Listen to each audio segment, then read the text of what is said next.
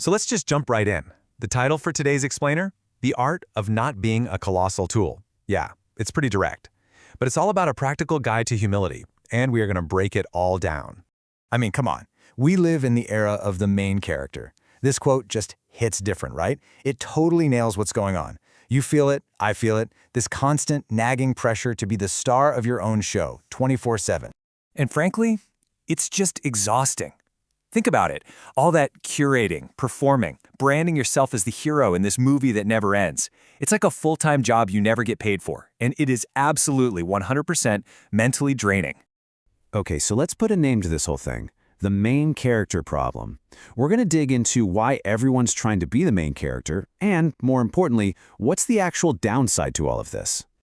Seriously, just think about it for a second. We've basically turned life into one giant never-ending leaderboard. Who's got more followers? Who's got the bigger job title? Who has the better vacation story to post? It's this relentless race to be louder and more important than everyone else, and you know what it creates? A whole lot of noise. But here's the good news. There is an antidote to all that noise. And that brings us to the real hero of our story today, humility. So let's talk about what humility actually is, because it's probably not what you think. We're going to redefine this totally misunderstood superpower. Okay, let me paint you a picture. The party test. You're there, drink in hand. Over in one corner, you've got Chad. Chad cannot stop talking about his crypto, his deadlift max, his brilliant ideas. He's basically a human-shaped balloon filled with hot air. But then, there's Sarah. Sarah is a literal brain surgeon, okay? But you'd never know it because she's asking about your week and she's actually listening. She's grounded, she's secure. That's the difference right there. Humility is being a Sarah, not a Chad. So what is it then? Here's the core of it. Humility is this radical realization that, yeah, you're the center of your universe. Of course you are. But you're not the center of the universe. It's not about thinking less of yourself. It's just about thinking of yourself a little less often. It's a perspective shift, a reality check, a moment where you realize that all those other people walking around, yeah, they're the main characters in their own stories too. And let's bust some myths right now, because this is super important. Humility is not self-deprecation. You know that thing where people say, oh, I'm so bad at this, just so you'll tell them how great they are? Yeah, that's not it. It is also absolutely not weakness. So what is it? It's an accurate self-assessment. It's knowing what you're good at and knowing what you suck at, and being okay with both. That right there is true strength. All right, I know what you're thinking. This all sounds nice, but why should I give a damn, right? In a world that seems to reward the loudest person in the room, what's in it for you? What's the actual payoff? Well, let's get into it. There are 3 big benefits. Okay, here they are. Super simple. Number 1, people will actually like you. Like, for real.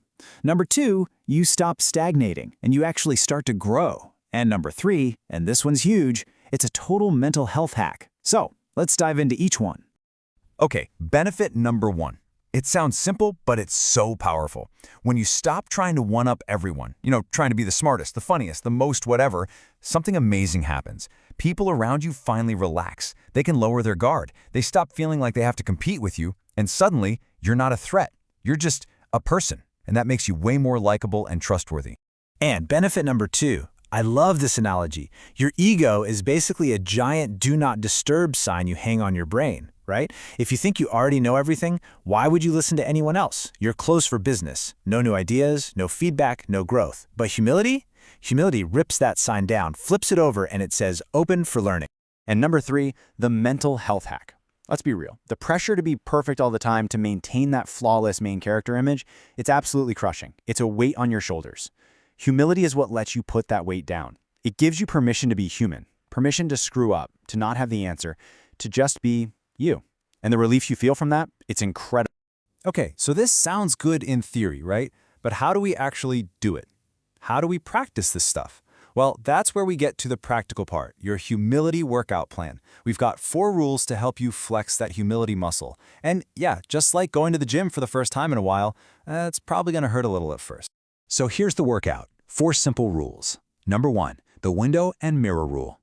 Number 2, sounds easy, but it's not. Shut up and listen. Number 3, admit when you're the idiot. And number 4, do something below your pay grade. Let's break them down. All right, rule 1, the window and the mirror. It works like this. When things go right, When you get that promotion, when the project is a huge success, you look out the window, you point to your team, to luck, to other people who helped. You give the credit away. But when things go wrong, when the project fails, when you mess up, you look straight into the mirror. You ask, what was my part in this? You take ownership.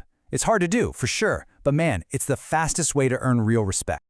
Now, you wouldn't walk into a gym and try to bench press 400 pounds on your first day, would you? Of course not. So we're not going to start with some huge, ego-shattering challenge either. We're going to start small with some low-stakes exercises. Think of these as your practice reps for building that humility muscle. Check these out. These are your humility reps. You could try the I don't know experiment. Just practice saying those 3 little words when you don't have the answer. Or the secret service mission. Do something good for someone and tell absolutely no one. Don't post about it. Just do it. Then there's the hype man pivot. When someone compliments you, you pivot and give credit to someone else on your team. Or the ask for a map strategy, where you ask for help from someone you might think is below you in the hierarchy. So here's the challenge. Just pick one, just one of these, and try it this week. So, what's the end game here? Where does all this lead? Because, let's be honest, doing this stuff can feel like you're losing. It goes against every instinct we have to puff out our chests and fight for status. But the final form, the true goal, is something way more powerful than winning an argument. Just think for a second about the people you truly, deeply admire. Are they the ones constantly broadcasting how great they are? Probably not. The most impressive people, they're so secure in themselves, they don't need your validation. They don't need the likes, they don't need the praise. That is the final form. That's what we call quiet power. And this quote just puts a perfect bow on the whole thing. Humility isn't about being small. It's about being big enough to include others. See? It's not about shrinking yourself down to nothing. It's about becoming so big, so expansive in your perspective that you can finally see how important everyone else is too. So I'm going to leave you with one final question. Think back to that list of exercises, the I don't know experiment, the secret service mission, the hype man pivot. As you look at them, which one of those feels the most cringy? Which one makes your stomach clench just a little bit thinking about doing it? Because here's the secret. That feeling, that little bit of cringe and resistance, that's your ego screaming. And 9 times out of 10, the exercise that feels the most uncomfortable is exactly the one you need to be doing.